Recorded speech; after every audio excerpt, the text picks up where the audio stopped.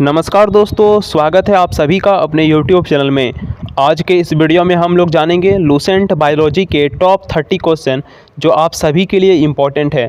तो चलिए बिना देर ना करते हुए वीडियो शुरू करते हैं और देखते हैं महत्वपूर्ण सवाल। क्वेश्चन है, शरीर की सबसे बड़ी ग्रंथि कौन है? तो यकृत ग्रंथि शरीर की सबसे बड़ी ग्रंथि मानी जाती है। Option number C right answer. मनुष्य में मादा जनन अंग से किस हार्मोन का स्राव होता है? मनुष्य के मादा जनन अंग से किस हार्मोन का? तो रिलैक्सिन हार्मोन का स्राव होता है। Option number C right answer. मनुष्य में ऐच्छिक गतियों का नियंत्रण किसके द्वारा होता है? ऐच्छिक गतियों का नियंत्रण तो सेरिब्रम के द्वारा होता है। Option number A right answer. शरीर का तापक्रम कहाँ नियंत्रित होता है? तो हाइपोथैलेमस में नियंत्रित होता है शरीर का ताप। अमीबा में भोजन का अंतःग्रहण किसके द्वारा होता है? तो अमीबा में भोजन का अंतःग्रहण कूटपाद के द्वारा होता है। निम्न में से कौन सा एंजाइम लार में पाया जाता है? तो टाइलिन एंजाइम लार में पाया जाता है। Option number C right answer.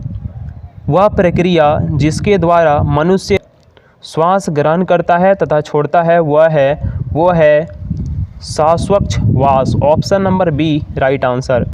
ऊर्जा उत्पादन के लिए कोशिका प्रायः किसका उपयोग करती है? ऊर्जा उत्पादन के लिए तो कोशिका प्रायः उपयोग करती है ग्लूकोज की। Option number B right answer.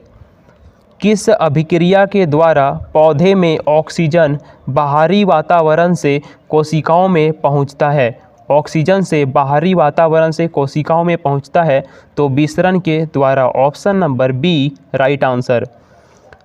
श्वसन की अभिक्रिया में खाद्य पदार्थों की परिणति क्या होती है?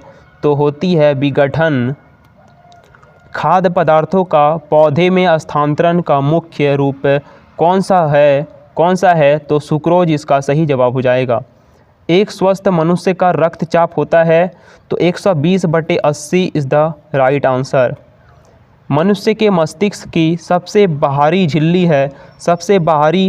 है मनुष्य के मस्तिष्क की, तो वह दोस्तों ड्यूरामीटर कहा जाता है। Option number C right answer. मनुष्य के सूंघने की क्षमता को नियंत्रित करता है तो घ्राणेंद्रिय पाली नियंत्रित करता है मनुष्य के सूंघने की क्षमता को। मनुष्य में वृद्धि एक चतुराई का केंद्र है, तो चतुराई का केंद्र है मनुष्य में वृद्धि, इसका सही जवाब हो जाएगा सेरिब्रम केंद्र। रक्त में ग्लूकोज की मात्रा नियंत्रित करता है, तो रक्त में ग्लूकोज की मात्रा को नियंत्रित करता है इंसुलिन के कारण। ऑक्सीजन एक एंजाइम है। जैव प्रक्रम के अंतर्गत कौन आता है? तो सभी मतलब पोषण, उत्सर्जन और श्वसन ये तीनों आते हैं जैव प्रक्रम के अंतर्गत। गोबर छत्ता किसके अंतर्गत आता है? गोबर छत्ता तो दोस्तों मृत जीवी के अंतर्गत आता है।